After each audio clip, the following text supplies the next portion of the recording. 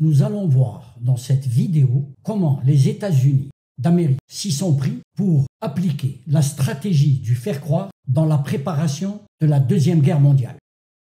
Les archives des deux grandes guerres du XXe siècle, c'est-à-dire la Première et la Deuxième Guerre mondiale, montrent l'implication des grands de la finance et de l'industrie, essentiellement WASP, c'est-à-dire White Anglo-Saxon Protestants, c'est-à-dire anglais et américains du Nord, pour faire jouer à certains États ou idéologies le rôle de l'idiot utile ou de l'ennemi utile, aux fins de servir leurs intérêts et évidemment de dominer le monde.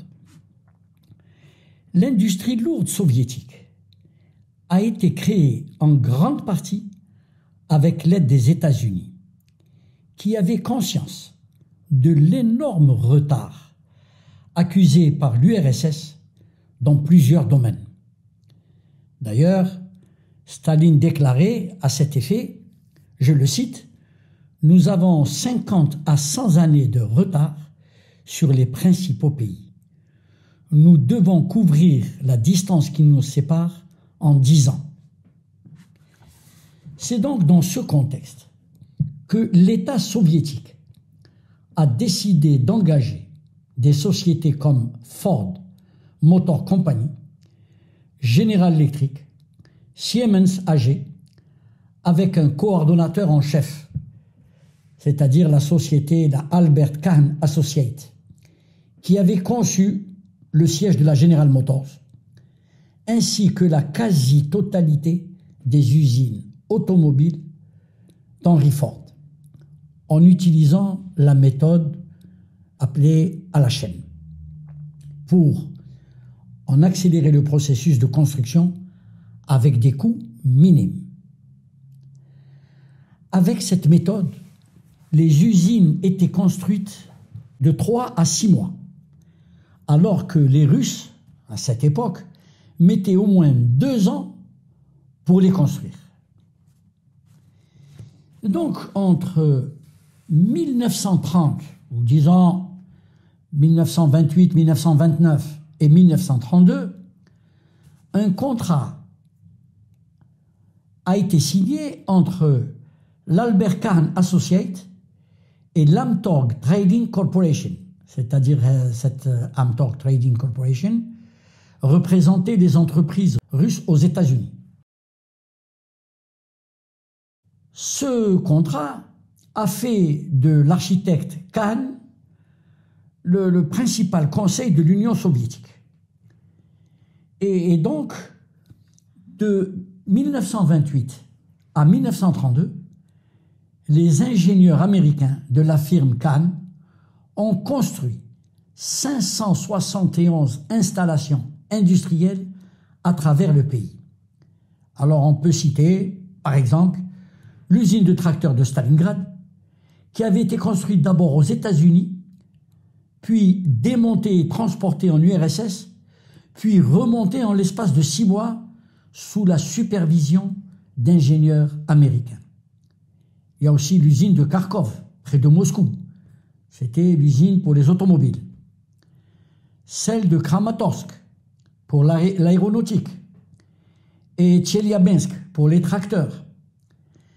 Celle de Magnitogorsk, pour l'acier. La majeure partie de ces usines étaient de dimensions colossales, aux environs entre 250 000 et 300 000 mètres carrés. Et évidemment, il ne vous échappera pas que ces usines étaient conçues pour être militarisées, à l'instar de l'usine des tracteurs de Stalingrad. En fait, le plan conçu par les États-Unis consistait à préparer l'URSS pour la guerre à venir. Cette industrialisation de l'URSS par les USA a été passée sous le silence aussi bien par l'URSS que par les États-Unis. Alors, de son côté, l'URSS a caché cet apport considérable des USA pour vanter les mérites du système communiste, alors que les USA ont camouflé cet apport pour faire croire, voilà la stratégie du faire croire, que l'URSS était une puissance industrielle capable de tenir tête à un puissant ennemi. Alors, on voit que d'un côté, ils ont industrialisé l'URSS en construisant 571 installations industrielles, mais de l'autre côté, les USA s'activaient au réarmement de l'Allemagne, malgré le traité de Versailles. En effet, le traité de Versailles a imposé de strictes conditions à l'Allemagne, en lui interdisant d'avoir une armée de terre de plus de 100 000 hommes, dépourvue de chars, d'artillerie lourde, etc. Mais il lui était également interdit de posséder une aviation de combat et une marine de guerre, privée de sous-marins.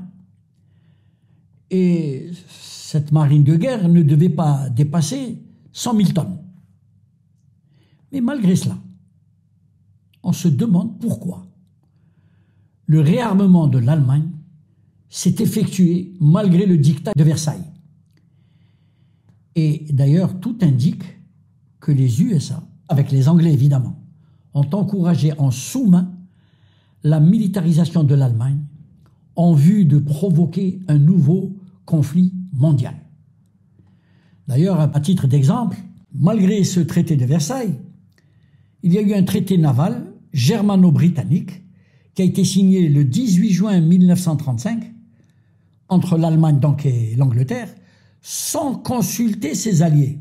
C'est-à-dire l'Angleterre n'a pas consulté principalement la France. Eh bien, ce traité autorisait le Troisième Reich à disposer d'une flotte de guerre allemande au tonnage limité à 35% de celui de la marine britannique. Et là, je vais vous citer le docteur Anthony Sutton,